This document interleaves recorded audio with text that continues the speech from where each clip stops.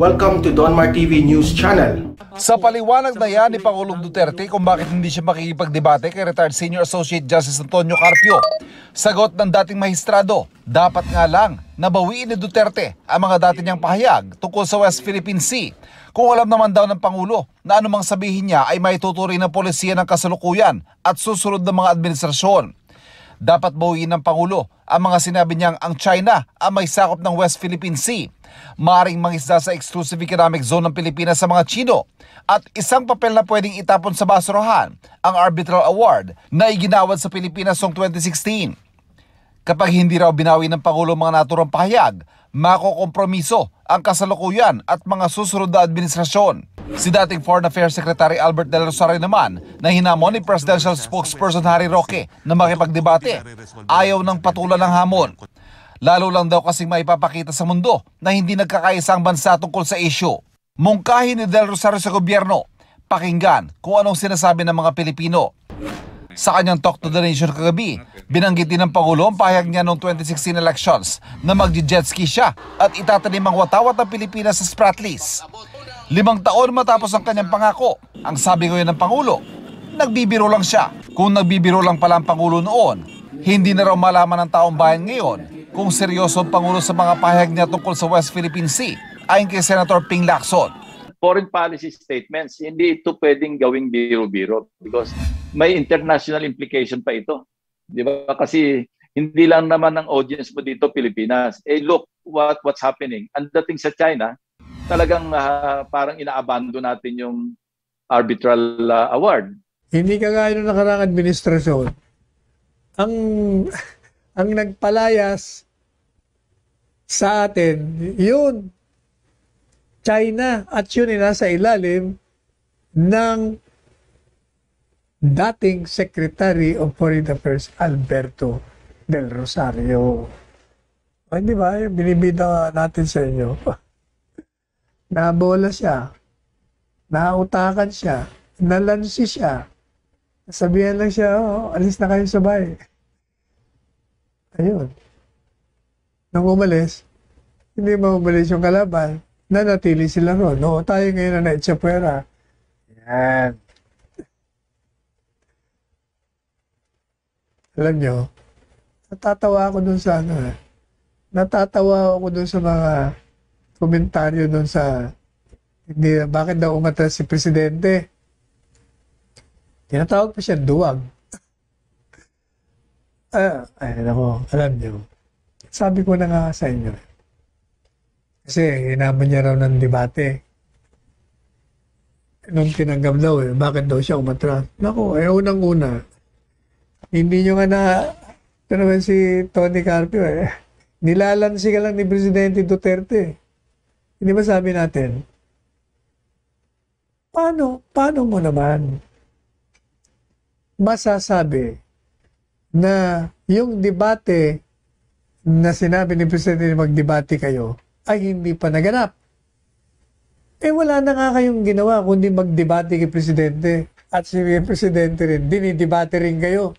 So ano bang pag-uusapan nyo?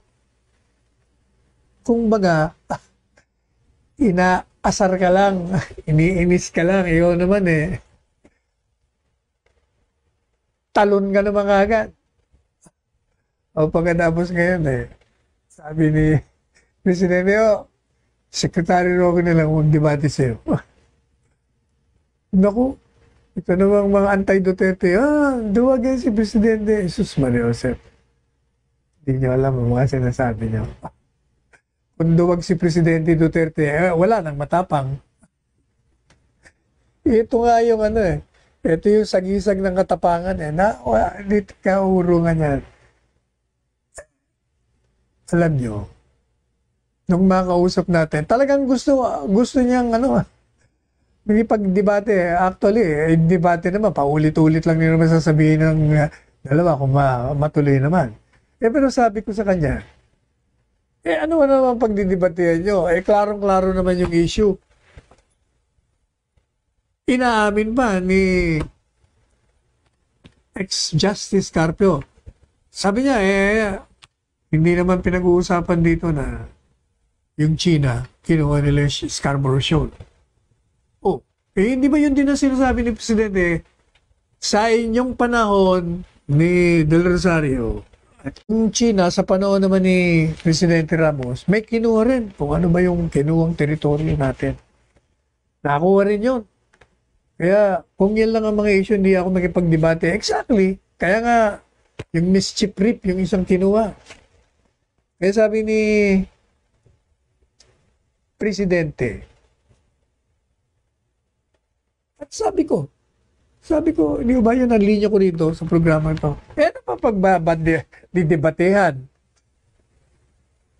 Ang linya ni Presidente, isinuko niya yung Scarborough Shoal. Pagdating ko rito, wala na yan. Sabi naman na si Justice Carpio, o totoo yan. O, totoo pala. Eh, anong pagdidebatehan nyo? O, mischief rip.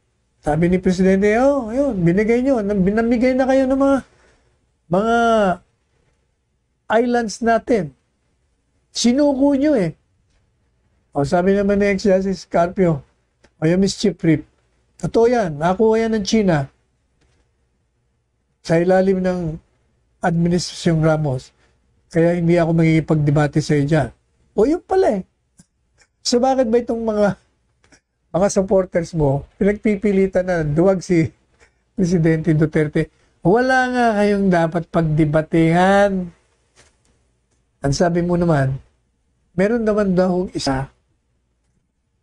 Sabi ni Justice Carpio, ang pwede lang namin pagdebatehan, yung sinasabi ni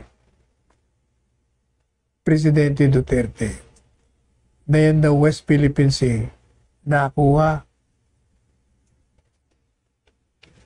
Nanakaw natin. Di rin totoo yun. Yan daw pwedeng pagdebatehan. Jesus Mariosep. Inamin mo na nga nakakuha yung Scarborough Shoal. Inamin mo na nakakuha yung mischief. At tinataboy yung ating mga mangingisda doon sa disputed area. Doon sa disputed. Kaya lang, kahit na sa disputed, ganito merong panahon na gaya nga yung binabanggit natin sa inyo, na pag dumating naman ang Coast Guard at hinahamon sila, chinachali sila, takas naman sila. So, madalit sabi, nagpapakita lang mo sa atin na talagang pag ang isang pinag-aawayang teritoryo, walang nagbabantay sa sino man doon sa mga gustong nagkiklaim na may-ari sila, talagang walang mangyayari sa kanila. Pag wala yung isa, pasok yung isa. Mangingisda sila ron. O kung ano mang gusto nilang gawin doon. Pag dumating isa, takbo na naman yung isa. O, kaya yun ang sinasabi ni Presidente. Yung arbitral ruling, ito pinaliwanag natin sa Samar ng Sabado. Kaya, naliwanagan ho yung mga alkalde.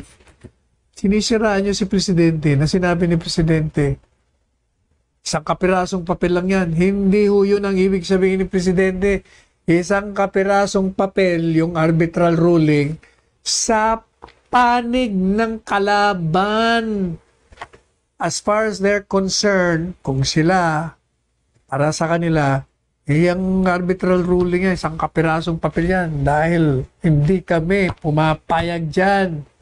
Ang pinupunto naman ni Presidente, alam nyo, pag mayroong mga kasunduan o kaya may mga desisyon na malakas yung isang kasama dyan sa kasunduan o kaya naman yung natalo sa kaso, pag ito'y makapangyarihan, merong kakayahan na ipawalang bisa sa pagpapatupad, ang tingin niya doon sa pinanaluhan mo o kaya naman sa kasunduan pinasukan mo, walang halaga.